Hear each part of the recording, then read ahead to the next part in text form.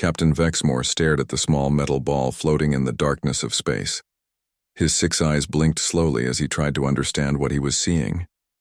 The object was simple, crude even. It looked like something a child might make in a basic metal shop class. "What does it say again?" he asked his translation officer. "Sir, the writing on the surface reads, 'Earth territory, do not enter,' in 17 different languages. Most of them are very old versions of current galactic languages." Vexmore's mandibles clicked together in what his species considered laughter. "Earth? That dead rock system? The one with no registered activity for over 200 years?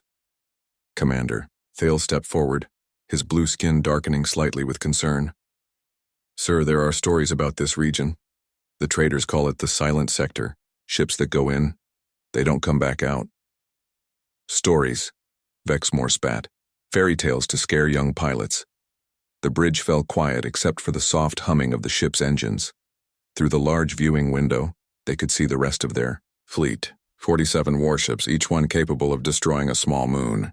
Behind them, 3 massive mining vessels waited for the order to begin harvesting the rich mineral deposits that scouts had discovered in the restricted zone. Admiral Corvin's voice crackled through the communication system from his flagship. "Captain Vexmore, what's the delay? The Council has given us permission to explore this sector. Sir, we've found an old boundary marker. It claims this space belongs to Earth." A long pause. Then Corvin's laughter filled the bridge. "Earth? The dead world?" "Captain, I've seen the records. That species couldn't even leave their own solar system properly. They sent out a few slow ships centuries ago and then went silent. Probably killed themselves in some primitive war." Vexmore nodded. The records were clear. Earth had been a young species barely out of their home system when the galactic community first noticed them. They had shown some promise, good at engineering, decent at space travel for beginners. But then nothing. No messages, no new colonies, no trade requests. Everyone assumed they had destroyed themselves, as many young species did. Besides, Corvin continued, dead species don't enforce territorial claims. My scans show enough rare metals in that sector to fund the Dominion military for 100 years. We're going in. On the bridge of the small Earth ship ESV Guardian, Captain Lee Do-hyun watched the alien fleet through his passive sensors. The ship was tiny compared to the massive Dominion vessels, about the size of a shuttle compared to their battleships. It drifted silently in the void, its advanced stealth systems making it nearly invisible. "Sir," Lieutenant Park Minji said quietly from her station, "they're definitely planning to cross the boundary. Should we send the standard warning?" Do-hyun was a young man, barely 30, but his eyes held the weight of someone much older. He had been born on New Sol, one of humanity's hidden colonies in the Outer Rim. Like all Earth Defense Force officers, he had trained his entire life for this moment, the day when someone would finally test humanity's carefully maintained borders. "Send the message, Minji, give them one chance." The transmission was simple and direct. "This is the Earth Defense Force vessel Guardian. You are approaching protected human space. Turn back now. This is your only warning." On the Dominion flagship, the message caused another round of laughter. "Did you hear that?" Admiral Corvin said to his bridge crew. "One tiny ship thinks it can threaten our entire fleet. Weapons officer, do you have a lock on that primitive craft?" "Yes, sir. It's barely registering on our sensors. Probably held together with wire and hope." "Destroy it. Let's send a message to whatever's left of their civilization." But as the weapons systems charged, something strange happened. The small Earth ship simply vanished from their sensors. Not jumped to hyperspace, just gone, as if it had never been there at all. "Where did it go?" Corvin demanded. "Unknown, sir. It just disappeared." "Find it. Scan everything." While the Dominion fleet searched frantically, Captain Do-hyun sat calmly in his command chair. Around him, his crew worked with quiet efficiency. The Guardian hadn't moved. It was still in exactly the same position, but now it was wrapped in a field that bent light and energy around it, making it invisible to the alien sensors. "They're not backing down," reported Kim Hyunwoo from the tactical station. "No," Do-hyun said softly. "I didn't think they would. They think we're weak because we've stayed hidden. They're about to learn why the void belongs to Earth." He touched a control on his chair, opening a quantum communication channel that reached across the galaxy in an instant. Command, this is Guardian. The line has been crossed. Recommend activating Protocol 7. The response came immediately from Director Yang Seojin on Earth. Confirmed, Captain. Protocol 7 is active. Show them what happens when someone threatens Earth's children. In the darkness around the Dominion fleet, more ships began to appear. Admiral Corvin's massive form filled the command chair of his flagship as he watched his weapons officer struggle with the targeting systems. The primitive Earth ship had vanished completely from their sensors, leaving the entire Dominion fleet searching empty space. Sir, we cannot locate the target, the weapons officer reported, his voice shaking slightly. Then fire where it was, Corvin roared. Burn that entire section of space. The flagship's main cannons erupted with brilliant blue energy, lighting up the void. The beams struck nothing but empty darkness.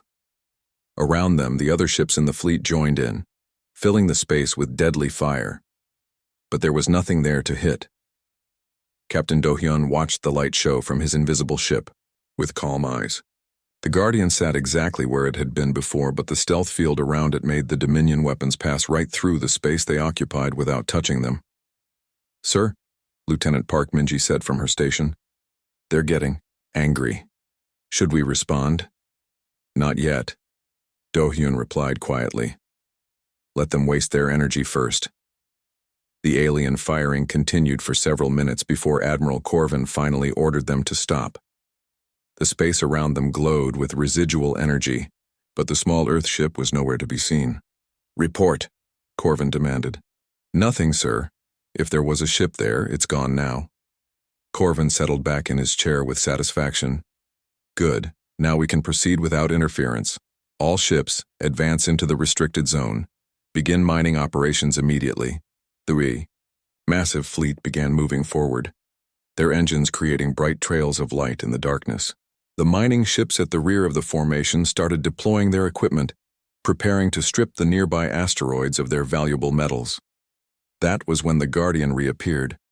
It materialized directly behind Admiral Corvin's flagship, so close that the crew could see it through their rear viewing ports. The small Earth ship looked almost fragile next to the massive Dominion vessel, like a small bird perched on the back of a giant beast. Impossible, the sensor officer shouted. How did it get there? Before anyone could react, a single beam of energy shot from the Guardian. It was not like the wild, destructive fire the Dominion had used. This was precise, controlled, surgical. The beam struck the flagship's main weapon array and simply turned it off. No explosion, no damage to the crew areas, just a clean shutdown of their primary guns. Then the Guardian vanished again. Sir, came panicked voices from across the fleet. We're losing weapon systems. Engines are going offline. Shield generators are failing. The small Earth ship was everywhere and nowhere, appearing for just long enough to disable another Dominion vessel before disappearing again. Each time it struck, the damage was perfect. Enough to stop the ship from fighting, but never enough to hurt the crew inside. Admiral Corvin watched in growing horror as his mighty fleet was taken apart piece by a single tiny ship. How are they doing this? He whispered. On the Guardian's bridge, Kim Hyun-woo worked at his tactical station with the focused calm of a surgeon. Next target, sir? The mining ships, Captain Do-hyun said. Make sure they understand they're not welcome here. The Guardian appeared next to the largest mining vessel, a ship so big it looked like a floating city. One precise energy beam shut down its main computers, leaving it drifting helplessly. This is impossible, Admiral Corvin said again, louder this time. They're using technology we don't understand. His communication officer looked up with fear in his large eyes. Sir, we're receiving a transmission from the Earth ship. Put it through. Captain Do-hyun's face appeared on the main screen. He was young for a ship captain, with dark hair and calm, intelligent eyes. When he spoke, his voice was polite but firm. Admiral Corvin, I am Captain Lee Do-hyun of the Earth Defense Force. You were warned to stay out of our space. You chose to ignore that warning and attack my ship. Your ship, Corvin sputtered. You're primitives. Your entire species is extinct. Do-hyun smiled slightly. Do we look extinct to you, Admiral? Around the disabled Dominion fleet, more Earth ships began to appear. Not just one or two, but dozens. They materialized from empty space like ghosts, becoming solid, each one small but clearly far more advanced than anything the galaxy had seen before. This is your final warning, Do-hyun continued. Leave our space now, and your crews will be allowed to return home safely. Refuse, and you'll discover that humanity has learned much during our time in the darkness. Admiral Corvin's voice rose to a shriek. I have 47 warships. You cannot threaten the Dominion. Admiral, Lieutenant Park Minji's voice cut through the communication from her station on the Guardian. You had 47 warships. Now you have 47 pieces of floating metal. Your weapons are gone. Your engines are disabled. Your life support systems are running on backup power. She paused, letting that sink in. We could have destroyed every ship in your fleet in the first 30 seconds of this encounter. We chose not to because we are not monsters. But make no mistake, we chose to let you live. The communication ended, leaving Admiral Corvin staring at empty space where the Earth captain's image had been. Around his flagship, the rest of his once mighty fleet drifted helplessly, at the mercy of an enemy they had underestimated completely. In the darkness of space, humanity's hidden children watched and waited to see what the Dominion would choose to do next. Deep beneath the city of Seoul on Earth, Director Yang Seojin sat in a room that officially did not exist. The walls were lined with screens showing star maps, ship positions, and communication channels that reached across the entire galaxy. She was an older woman with silver hair and sharp eyes that had seen more than most people could imagine. The emergency alert had reached her within minutes of the Dominion fleet crossing into human space. Now representatives from across the galaxy were appearing on her screens through quantum communication links that the rest of the universe did not know existed. The line has been crossed, Yang said simply. Her voice was calm, but everyone listening could hear the steel beneath her words. Authorization code Sleeping Giant is now active. On a mining station in the Outer Rim, Foreman Choi Minho was checking the daily production reports when his personal communicator buzzed with an encrypted message. He read it once, then smiled grimly. For 15 years, he had been running what appeared to be a simple asteroid mining operation. The other workers thought they were just digging up metals to sell to passing traders. They had no idea that their mining station was actually one of the most heavily armed fortresses in the galaxy. Minho walked to what looked like a supply closet and placed his hand on a hidden scanner. The wall slid away, revealing a command center filled with weapons controls and tactical displays. Around the mining station, chunks of rock that had been floating in space for decades suddenly came alive with hidden engines and gun ports. Outer Rim Defense Station Alpha is online, Minho reported through his quantum communicator. All systems ready. In the Kepler sector, Han Ji-won was tending to her crops when the message arrived. To anyone watching, she looked like a simple farmer, growing food for the local colony. Her agricultural collective supplied fresh vegetables to 3 nearby systems, and everyone knew her as a friendly woman who loved talking about soil conditions and weather patterns. What they did not know was that her farm sat on top of a massive, underground complex filled with sensor arrays and communication equipment that had been watching galactic traffic for over 30 years. Ji-won walked between the rows of corn and pressed a hidden control. The ground beneath the field split open, revealing sensor dishes and transmission towers that immediately began coordinating with other hidden human installations across the sector. Agricultural Station 7 reporting, she said into her communicator. Intelligence network is fully active. We have eyes on all major shipping lanes. Near the galactic core, Commander Baek Soo-hyun was finishing his daily research reports aboard what everyone believed was a simple science vessel studying star formation. The ship looked old and peaceful, with large sensor arrays for examining distant suns and laboratories full of astronomy equipment. But when Soo-hyun received the activation code, he walked to the ship's main computer and entered a secret command sequence. The research equipment folded away, revealing weapon systems and shield generators that would have impressed even the Dominion military. Deep Space Research Vessel. Morning Star is ready for combat operations, he reported. All stealth systems active. All across the galaxy, the same scene was playing out. What the other species had thought were simple human colonies, trading posts, research stations, and mining operations, suddenly revealed their true nature. Hundreds of hidden military installations came online at once, connected by communication, networks that operated faster than anything the galaxy had ever seen. On Earth, Director Yang watched the reports flooding in on her screens. Each message confirmed what humanity had been building in secret for over 2 centuries. Not just colonies, but a vast network of defensive positions that could coordinate their actions across impossible distances. Her aide, Captain Oh Jinwoo, stood beside her chair watching the displays. "Ma'am, all stations are reporting ready. We have assets in every major system, and the Dominion has no idea we exist."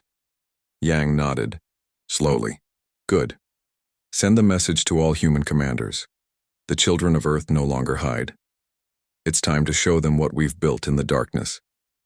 The message went out through quantum channels, reaching every hidden human base simultaneously. Oi, distant worlds and asteroid belts aboard ships disguised as cargo haulers, and in deep space stations that had been invisible for decades, humans began preparing for what they had trained their entire lives to do. Lieutenant Colonel Kim Min-seok commanded a base that the local aliens thought was a small research outpost studying ancient ruins. When he received the activation order, the ruins suddenly came alive with defensive systems that had been built into the ancient structures centuries ago. "Archaeological Station 12 is combat ready," he reported. "Defense platforms are online and hidden among the artifacts." Major Park Sun-hee ran what appeared to be a small trading post on a busy commercial route. Traders from dozens of species stopped by her station to buy supplies and fuel. None of them suspected that she had been recording their conversations and tracking their ship movements for years. When the activation code arrived, her trading post revealed hidden weapon systems and launched a dozen small fighter craft that had been disguised as cargo containers. "Commercial Station 5 ready for operations," she reported. "We have complete intelligence on Dominion fleet movements in this sector." Across the galaxy, humanity's true network was finally showing itself. What everyone had thought was a dead species had actually been quietly spreading and growing stronger, while the other races fought among themselves. The void that had seemed empty was suddenly full of human ships, bases, and weapons that had been waiting patiently for this moment. Earth's children were no longer hiding. Admiral Corvin stood on the bridge of his new flagship, staring out at the largest fleet the Dominion had ever assembled. 312 warships stretched out before him in perfect formation, their hulls gleaming under the light of distant stars. Each ship carried enough firepower to destroy a small planet. "This time will be different," Corvin muttered to himself. "No single system can stand against this much power." His fleet commanders appeared on communication screens around the bridge. General Thexmore commanded the left wing with 90 heavy cruisers. Admiral Kreval led the right wing with 80 destroyers. Behind them, the massive dreadnoughts waited like sleeping giants, each one the size of a small city. "All ships report ready, Admiral," his communication officer announced. Corvin nodded with satisfaction. After the embarrassment of his first encounter with the humans, he had requested every available ship from Dominion space. The military council had given him everything he asked for. No primitive species would make him look like a fool again. "Begin the advance," he ordered. "Show these humans what real military power looks like." The enormous fleet moved forward as one, crossing the boundary into Earth's claimed space. Their sensors swept the void ahead, searching for any sign of the small ships that had humiliated them before. But space appeared completely empty. "Nothing on sensors, sir," reported the scanning officer. "No ships, no bases, no activity at all." "They're hiding," Corvin said, "using that stealth technology of theirs. But they can't hide an entire fleet. Keep scanning." Minutes passed, then hours. The Dominion fleet moved deeper into human space, but found nothing except empty darkness and distant stars. Some of the younger officers began to whisper that maybe the humans had run away. Admiral Corvin was starting to think the same thing when space itself began to change. It started as a ripple, like waves moving through water. But this was happening, in the void between stars, where nothing should be able to move that way. The ripples spread outward from points all around the Dominion fleet. "What is that?" General Thexmore asked through the communication link. Before anyone could answer, the ripples stopped, and suddenly, space was no longer empty. Ships materialized from nothingness, not emerging from hyperspace or dropping out of warp, but simply becoming visible as if they had always been there. Hundreds of human vessels surrounded the Dominion, fleet completely appearing at every angle, above and below and on all sides. But these were not the small ships Corvin had fought before. These were massive warships, each one sleek and deadly-looking, with weapon ports that glowed with barely contained energy. They moved with perfect coordination, like parts of a single organism. Fleet Captain Nam Tai-hyun commanded the lead human formation from the bridge of the EDF Retribution. His ship was beautiful in the way that only human engineering could achieve, curved lines that seemed to flow like water, but built from materials that could survive the heart of a star. "Admiral Corvin," Nam's voice reached every ship in the Sioux. "Dominion fleet simultaneously. You have violated Earth's sovereign space with hostile intent. You were warned once. You will not be warned again." Corvin stared at the human ships surrounding his fleet. There were so many of them, and they had appeared so suddenly that his tactical officers were still trying to count them all. "This is impossible," he whispered. Then louder, "Where did they come from?" "We have always been here," came the calm reply from Commander Seo Yunji aboard the EDF Vengeance. "You simply lacked the ability to see us." Admiral Corvin felt fear creeping into his mind, but he pushed it away. He still had the largest fleet in Dominion history. Numbers had to count for something. "All ships open fire," he screamed. "Destroy them all." 312 Dominion warships fired at once, filling space with enough energy to melt a moon. The concentrated firepower of the entire fleet focused on the human vessels and hit nothing but empty space. The human ships had simply faded away again, like ghosts disappearing at dawn. The Dominion weapons struck vacuum, their energy dissipating harmlessly into the void. "Where are they?" Corvin demanded. His answer came in the form of precision strikes that hit every single Dominion ship at exactly the same moment, not the wild, destructive fire that his fleet had used, but surgical beams that found specific targets with impossible accuracy. The weapon systems on every Dominion ship simply stopped working. Not destroyed, not damaged, just turned off as if someone had flipped a switch. The engines followed next, leaving 300 ships drifting helplessly in space. "Impossible," Corvin breathed. "How did they hit us all at once?" The human ships became visible again, still in perfect formation around the disabled Dominion fleet. Fleet Captain Nam's voice filled the silence. "Admiral Corvin, your fleet is now defenseless. Your weapons are offline. Your engines are disabled. Your life support is running on emergency power." His voice was calm, professional, almost polite. "This demonstration was necessary to show you the futility of challenging Earth's children." Commander Seo Yunji's voice joined in from another ship. "We could have destroyed every vessel in your fleet before you even knew we were here. We chose not to because we are not murderers. But understand this clearly. We chose to let you live." The battle had lasted exactly 4 minutes and 17 seconds. The largest military force in Dominion history had been completely defeated, without a single human casualty. In the silence that followed, Admiral Corvin finally understood the truth. Humanity had never been primitive or weak. They had simply been patient, waiting and growing stronger while the rest of the galaxy fought over scraps. The void belonged to Earth now, and everyone would learn to respect that fact. The Galactic Council chambers had never been so quiet. Representatives from dozens of species sat in their assigned seats, but none of them spoke. They all watched the main entrance, waiting for the humans to arrive.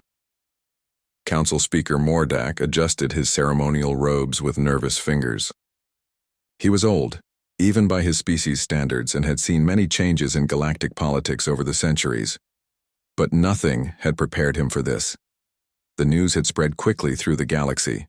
The mighty Dominion fleet, 300 ships, commanded by their best admiral, had been defeated in less than 5 minutes by a species everyone thought was dead.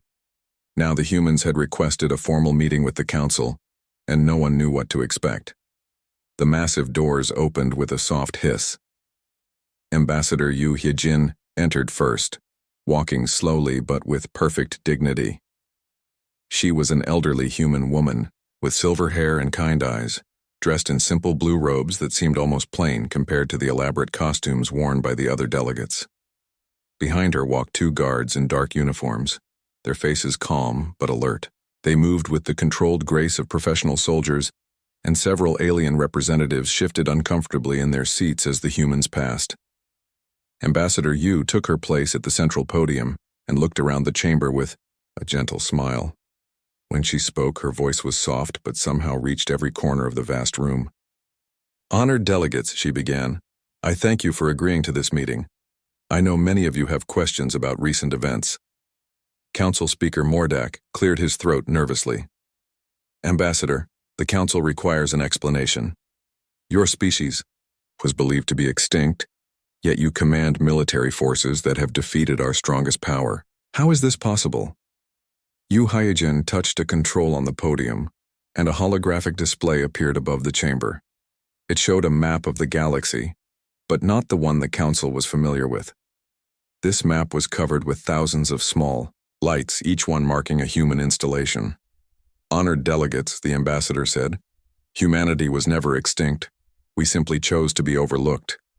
The display zoomed in on different sections of the galaxy, showing mining stations, research bases, agricultural colonies, and military installations. All of them had been operating for decades, hidden in plain sight while the other species conducted their business around them. "While your peoples fought wars over territory and resources," Yu continued, "we worked in silence. We learned your languages, studied your cultures, and prepared for the day we might need to defend ourselves." A delegate from the hegemony, a tall being with blue skin and 4 arms, stood up from his seat. "This is impossible. We have sensors, patrol ships, intelligence networks. How could you hide so much from us?" General Won Jae-hyuk stepped forward, from behind the ambassador. He was a middle-aged human man with short gray hair and the bearing of a professional soldier. "Because we are very good at being invisible when we choose to be." The holographic display changed, showing technical specifications that made several delegates gasp in surprise. Stealth technology that could bend light and gravity. Communication systems that worked faster than hyperspace. Weapons that could disable entire fleets without harming their crews. "We developed this technology over centuries," General Wan explained. "While you fought each other, we learned from your mistakes and built something better." Ambassador Yu raised her hand and the technical displays disappeared. "But we did not build these things for conquest. We built them for protection." The display now showed peaceful scenes, human children playing in parks on distant worlds, scientists working in laboratories, farmers growing crops to feed their families. These were not the images of a warlike species, but of people who simply wanted to live in peace. "We claim nothing that we have not earned through patience and preparation," the ambassador continued. "We seek no expansion beyond what we have already built. We offer trade, knowledge, and cooperation to any who approach us with peaceful intentions." Her voice grew slightly harder. "But what we do claim, we hold absolutely." The display changed, one final time, showing the defensive capabilities that had destroyed Admiral Corvin's fleet. Weapons that could destabilize stars, shields that could hide entire solar systems, fleets that moved through dimensions the galaxy had not even discovered yet. Council Speaker Mordak's voice was barely a whisper. "What do you want from us?" "Nothing." Ambassador Yu replied simply. "We want nothing from you except respect for our boundaries. The markers we have placed around our territory are not threats, honored delegates. They are promises." She looked around the chamber, meeting the eyes of delegates who now saw humanity in a completely different light. "Cross our borders with peaceful intent, and you will find friends willing to share knowledge and trade. Cross them with weapons and hostile fleets." She gestured toward the viewing ports where the wreckage of Dominion ships could still be seen floating in space. "Well, you have seen what happens then." As the human delegation prepared to leave, Ambassador Yu turned back to address the chamber one final time. The void has one law, honored delegates. We did not make this law, but we will enforce it. Those who respect it will find us to be good neighbors. Those who break it will discover that the most dangerous predator is not the one that roars the loudest, but the one that hunts in perfect silence. The chamber remained quiet long after the humans had gone, as the galaxy began to understand its new reality. Humanity had claimed the darkness between the stars, and they would keep it.